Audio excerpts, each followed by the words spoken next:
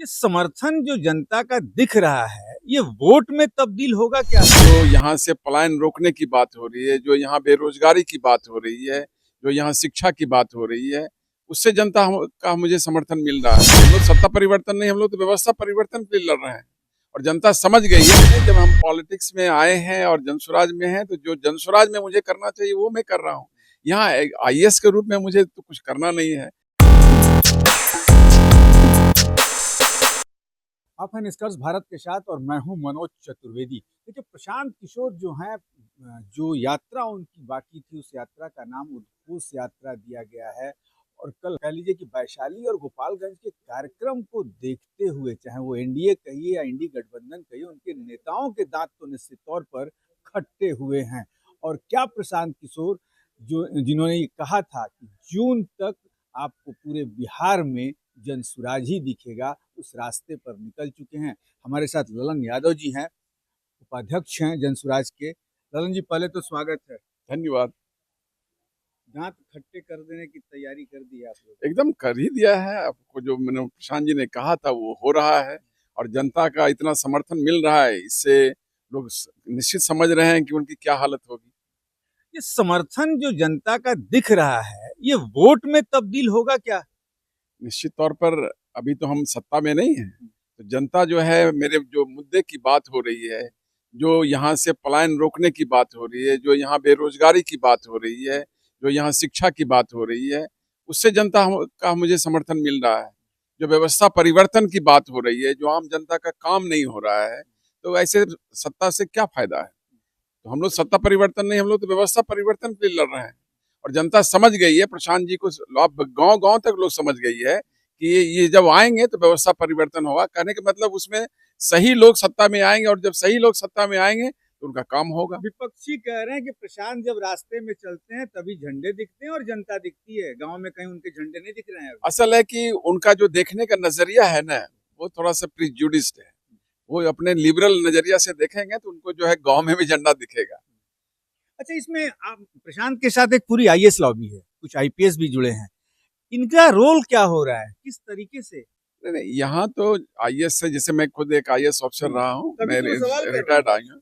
लेकिन मेरा रोल कुछ नहीं। जब हम पॉलिटिक्स में आए हैं और जनसुराज में हैं, तो जो जनसुराज में मुझे करना चाहिए वो मैं कर रहा हूँ।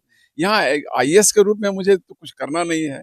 हाँ, उसका एक्सपीरियंस जरूर जो है हमारे पार्टी को काम आएगा, और आ रहा है। लेकिन कुछ लोग ये भी कह रहे हैं कि प्रशांत के साथ वही आईएएस आईपीएस जुड़े हुए हैं जो भ्रष्टाचार पहले करते थे। ये तो अब उनका जो है, मान लीजिए कि जितना है उनका कुंडली खंगाल के दे सकते हैं कि कौन भ्रष्टाचार में थे, कौन नहीं थे। कहने के लिए तो लोग बहुत सारी चीज कहते हैं, वो तो देखने की बात है ना। गांधी मैदान में 10 लाख लोग आप जुटाने की बात कर रहे हैं 11 अप्रैल को, लेकिन गांधी मैदान की कैपेसिटी ही 4 लाख से ज्यादा की नहीं है। कहाँ कहाँ झूठ बोल रहे हैं आप? देखिए, गांधी मैदान की जो कैपेसिटी है, यदि आप वहाँ का सिटिंग कैपेसिटी लीजिएगा, इसका जो है पटना के डीएम ने जो है एक सर्वे भी कराया था, तो जो सिटिंग कैपेसिटी है वो 5 लाख की है। और यदि लोग खड़े रहेंगे तो वो 10 लाख की है। और यदि आसपास यदि लोग खड़े होंगे तो वहां पर भी जो है 2 लाख की कैपेसिटी है। तो इसलिए हमने 10 लाख का टारगेट रखा है।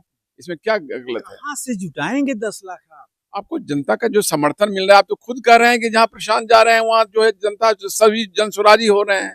तो हमारी जनसंख्या कितनी है? 13 करोड़ है। जब 13 करोड़ जनसंख्या में हम लोग पहुंच चुके हैं, तो यहाँ तो गांधी मैदान कुछ लाख से भरना है। तो मेरे लिए क्या बड़ा टारगेट है? मैंने बस भर भर के जनसुराजियों को लाइएगा अब जिले बस में लोग तो कोई साधन से ही नहीं आएंगे, साधन से ही आएंगे। तो आप ये कैसे कहते हैं कि बस में भर के लाएंगे? जनता स्वेच्छा से भी ये आएगी। लोगों को यदि कहीं दिक्कत होगी तो उसके लिए साधन भी आदमी को देना चाहिए। मान लीजिए कि लोग जो है यहाँ से काफी दूर से आते हैं, तो यदि आपको लाना होगा तो उनको कैसे लाइएगा? उनको कोई साधन दीजिएगा कि नहीं? हम बस में जबरदस्ती भर के किसी को नहीं लाएंगे, या हम यहाँ पर केवल सबको बस नहीं बस देते। में भर के दूसरी पार्टी के लोग भी नहीं लाते हैं। वो जिले के नेता, ब्लॉक के नेताओं पे जिम्मेवारी रहती है कि भैया भर के लाओ, अपनी ताकत दिखाओ।